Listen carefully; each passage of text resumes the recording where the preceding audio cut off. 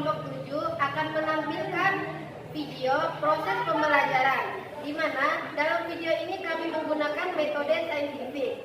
Metode saintifik ini dilakukan agar mendorong siswa untuk lebih aktif. Kami membuat video ini untuk memenuhi mata kuliah pengembangan PKN SD, di mana dosen pengampu Ibu Nur Hidayah MPD. Selamat menyaksikan. Assalamualaikum anak-anak. Waalaikumsalam. Bagaimana kabarnya pagi ini? Alhamdulillah baik, Bu. Alhamdulillah. Sekarang Ibu absen ya. Ya, Bu. Ya, Ibu akan panggil namanya, dengarkan baik-baik. Ada Irma Suryani, Ada, Bu. Rahmawati Putri Prasnadi, Kaharudin, Alhamdulillah. ada keterangan? Ada, Bu. Oh, iya. Sri Wulandari, Hadir, Bu. Tata Sukma, Ibu Rahmatul Mukminin. Hadir, Bu. Oke. Sebelum kita belajar, kita berdoa dulu ya anak-anak. Sekarang Ibu panggil ke kelas. Ayo Rahmatul. Maskernya dibuka. Oke teman-teman, sebelum kita belajar, marilah kita berdoa. Berdoa mulai.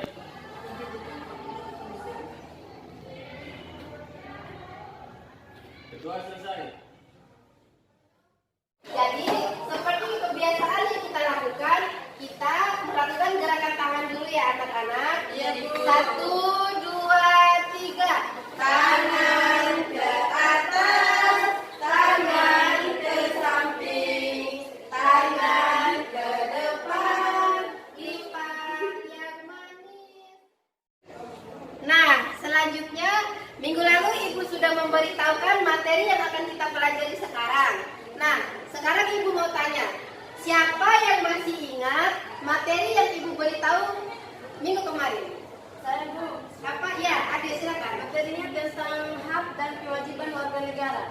Ya, hak dan kewajiban setiap warga negara. Ya.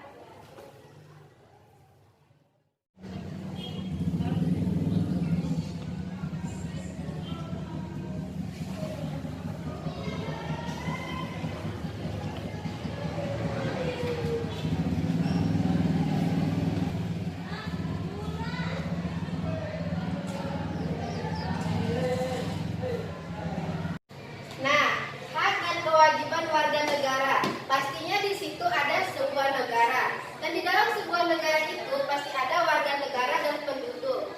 Dan warga negara itu memiliki hak dan kewajibannya.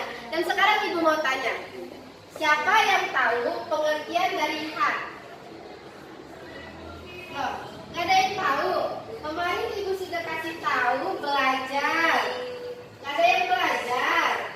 Ya udah, sekarang untuk lebih semangatnya Ibu kasih permen. Siapa yang bisa pengertian hak, Ibu kasih permen. Ya, kata. Hak adalah suatu yang mutlak menjadi milik seseorang. Ya, benar sekali. Hak itu sesuatu yang mutlak yang dimiliki oleh seseorang. Ibu kasih permen. Tepuk tangan untuk Tata. Tadi temannya Tata sudah menjawab pengertian dari hak. Hak itu adalah sesuatu yang mutlak yang dimiliki oleh seseorang. Nah, jadi hak itu tidak dapat diganggu-gugat oleh siapapun. Itu sudah mutlak dimiliki orang tersebut. Dan sekarang kita berlanjut kepada pembahasan kedua. Dalam warga negara dan penduduk itu memiliki kewajiban.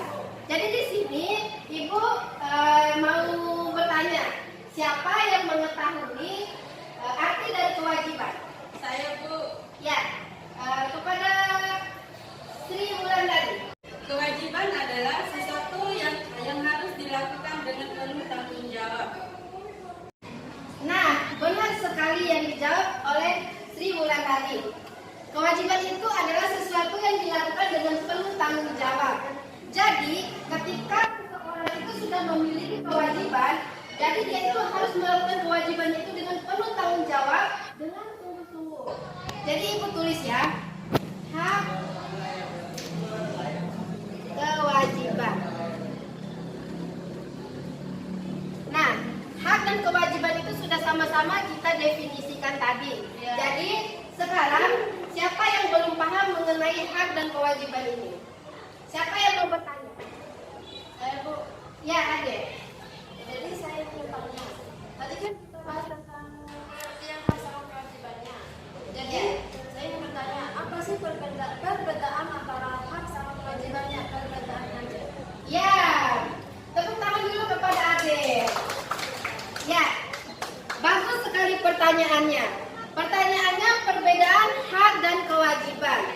Jadi perbedaan dari hak dan kewajiban itu, hak itu adalah sesuatu yang ada pada diri seseorang. Misal, Ade ini memiliki hak. Hak Ade itu tidak dapat diganggu-gugat oleh siapa saja. Ade yang mempunyai hak itu tidak bisa diganggu atau diambil oleh orang. Nah, sedangkan kewajiban itu sesuatu yang wajib Ade lakukan. Misalnya, Ade itu harus mengikuti tata tertib sekolah. Itu wajib, itu tanggung jawab Ade untuk melakukannya. Ya, bagaimana paham? Ya, bagaimana teman-teman yang lain? Nah, hak dan kewajiban sudah kita ketahui kan? Dan sekarang dalam hak dan kewajiban ini pasti ada yang menjalankannya. Dan di dalam satu negara itu yang menjalankan hak dan kewajiban itu pastinya ada kewarganegaraan dan penduduk. Aduh, kenapa sih kalian ini nggak ada yang semangat? Semangat dong, semangat. Atau nggak kita tepuk pramuka dulu? Tepuk pramuka. Nah, sekarang semangat. Jadi kita lanjut. Ada warga negara dan penduduk. Nah, sekarang warga negara. Ibu mau tanya, siapa yang tahu warga negara itu apa sih? Ya, Ade. Setahu Ade nih, warga negara itu adalah rakyat yang menetap di suatu wilayah tertentu. Nah, warga negara itu adalah rakyat yang menetap pada negara tertentu. Ya, yang lain ada nggak? Nah, tidak ada. Oke, kita lanjut ya. Warga negara itu rakyat yang menetap.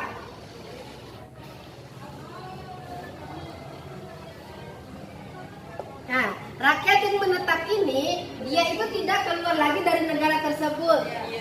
Ya, dia rakyat yang menetap di suatu negara itu disebut sebagai Warga negara. ya. Sekarang kita beralih ke penduduk. Nah, penduduk.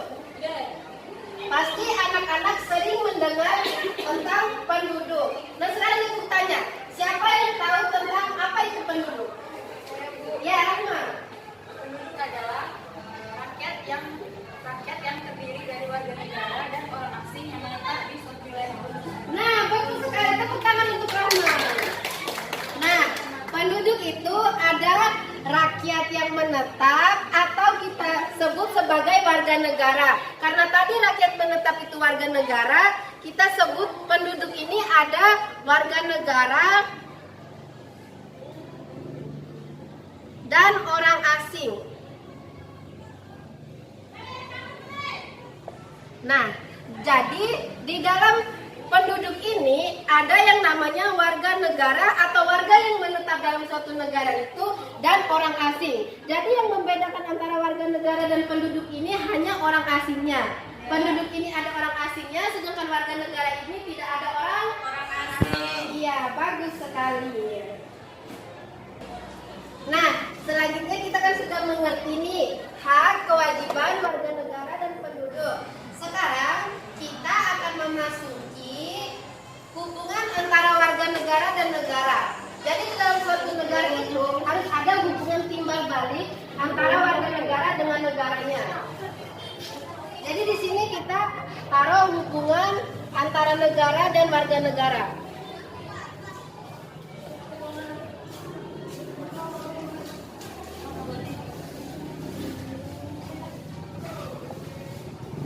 di dalam hubungan ini ada berapa? Ayo. Ada berapa hubungan? Ada berapa? Tiga. Ya, ada 3. 1, 2, 3. Yang pertama itu hubungan top down.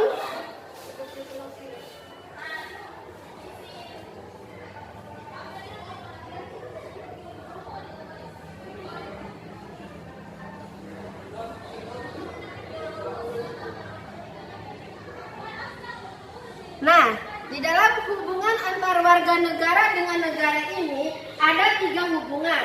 Yang pertama hubungan top down, bottom up, dan horizontal. Di sini dari tadi Ibu tidak mendengar suara dari ketua kelas. Ketua kelas. Sekarang Ibu ingin bertanya, di dalam hubungan warga negara dengan negara ini ada 3 hubungan. Yang pertama hubungan top down, bottom up, dan horizontal. Sekarang Ibu mau bertanya, apa itu hubungan dari top down? Hubungan negara dengan warga negara. Ya, hubungan negara dengan warga negara.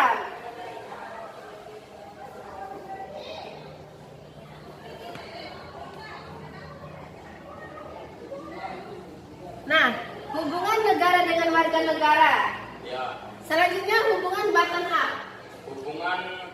Hubungan warga negara dengan negara. Ya, hubungan warga negara dengan negara.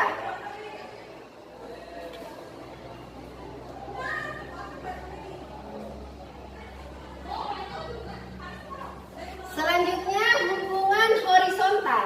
Hubungan warga negara dengan warga negara. Warga negara dengan warga negara. Ya, jadi di setiap hubungan ini ada pada suatu negara.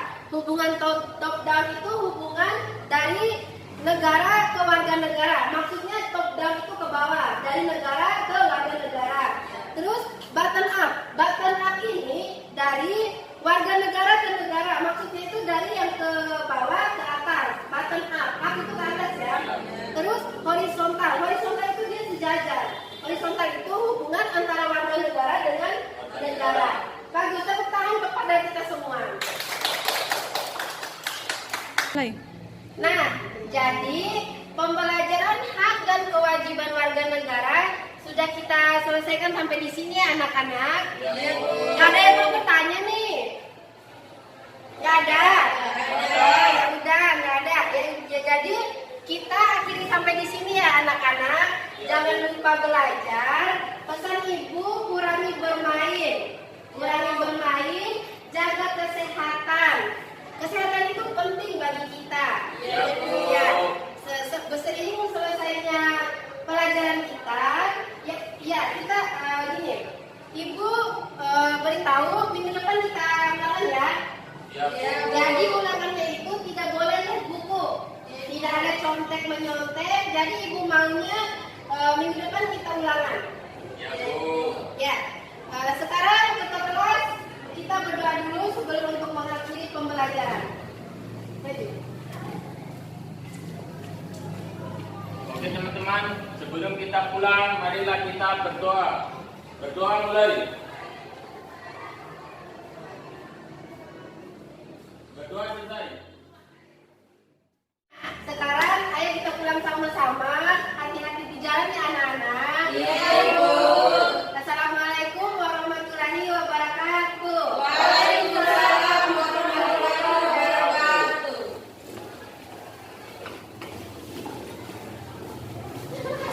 Yes, pulang.